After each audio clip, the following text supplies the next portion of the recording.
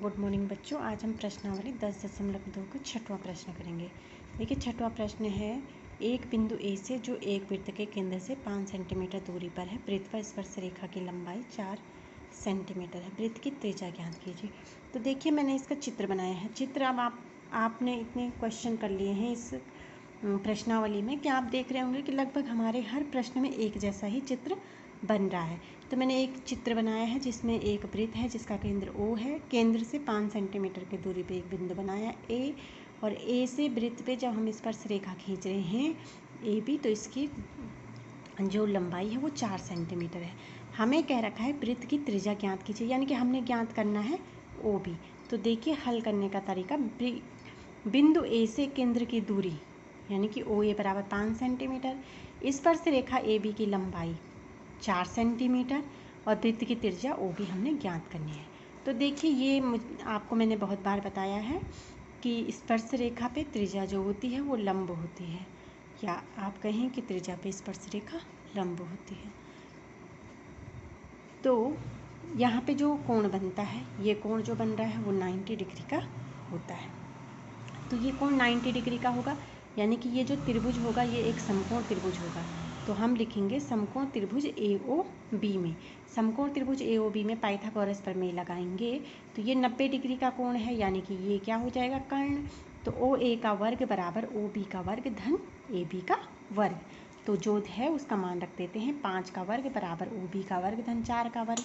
5 का वर्ग 25 बराबर OB का वर्ग धन 16, और अब मैं 25 में से 16 घटा दूंगी तो बराबर बचेगा OB का वर्ग।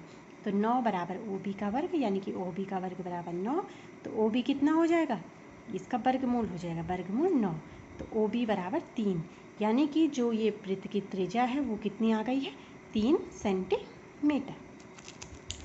इसके बाद इसका 7वां प्रश्न है। 7वां प्रश्न है, दो संकेंद्रीय वृत्तों की त्रिज्याएं 5 सेंटीमीटर तथा 3 सेंटीमीटर है। बड़े वृत्त की उस जीवा की लंबाई ज्ञात कीजिए जो छोटे वृत्त को स्पर्श करती है। संकेंद्रीय वृत्त यानी कि एक ही केंद्र वाले दो वृत्त हैं। तो मैंने दो वृत्त बनाए जिनका केंद्र एक ही है, ठीक है। बड़े वृत्त की त्रिज्या है OA और छोटे वृत्त की त्रिज्या है OM। अब मैंने एक जीवा खींची है बड़े वृत्त की जो छोटे वृत्त को स्पर्श कर रही है। तो बड़े वृत्त की जीवा जब मैंने AB खींची तो वो छोटे वृत्त को M पॉइंट पे स्पर्श कर रही है, और OM जो है ये छोटे वृत्त की क्या है, त्रिज्या भी है। तो देखिए इसको कैसे हल करना है, हमने इस AB की लंबाई ज्ञात करनी है। तो देखिए इसको हल करने का तरीका, दो संकेंद्रीय वृत्त जिनका केंद्र O है, बड़े वृत्त की त्रिज्या AB, छोटे वृत्त बड़े वृत्त की जो जीवा है AB छोटे वृत्त को बिंदु M पर प्रतिच्छेद करती है, ये मैंने आपको समझाया है। अब त्रिज्याएं बड़े वृत्त की हो गई OA और छोटे वृत्त की हो गई OM, जो हमें दे रखी हैं 5 सेंटीमीटर और 3 सेंटीमीटर है।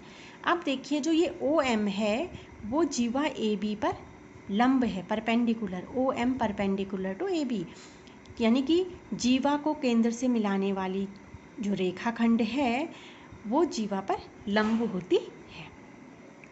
ठीक हो गया। अब देखिए कि अब ये जो अगर ये लंब है OM, अगर AB पर लंब है तो इसका मतलब है कि जो ये त्रिभुज बन रहा है OAM या AOM, जो भी आप चाहें, ये त्रिभुज क्या है, एक समकोण त्रिभुज है। अतः समकोण त्रिभुज AOM में हम क्या करते हैं, पाइथागोरस प्रमेय लगाते हैं। ये 90 डिग्री बनेगा तो ये क्या होगा, कर्ण होगा। तो OA का वर्ग बराबर OM का वर्ग धन AM का वर्ग, जो हमारे पास है वो हम लिख लेते हैं। OA का वर्ग यानी कि 5 का वर्ग बराबर OM का वर्ग 3 का वर्ग धन AM हमने ज्ञात करना है। तो AM का वर्ग ऐसे ही लिखेंगे। तो 5 का वर्ग 25 बराबर 3 का वर्ग 9 धन AM का वर्ग। तो 25 में से 9 घटाएंगे बराबर AM का वर्ग, यानी कि 16 बराबर AM का वर्ग, या हम इसको लिख सकते हैं AM का वर्ग बराबर 16। तो AM बराबर वर्गमूल 16 और AM बराबर वर्गमूल 16 का मान कितना होता है, 4 सेंटीमीटर। तो AM हो गया 4 सेंटीमीटर। हमें AB निकालना है, तो AB कितना हो जाएगा, 2 गुणा गए AM, भाई AM का 2 गुना होगा ना, तो 2 गुणा गए 4 बराबर 8। तो इसका मतलब है कि जो ये जीवा है AB, इसकी लंबाई कितनी हो गई, 8 सेंटीमीटर। मीटर। इस प्रकार से हमारा ये वाला प्रश्न हल होगा।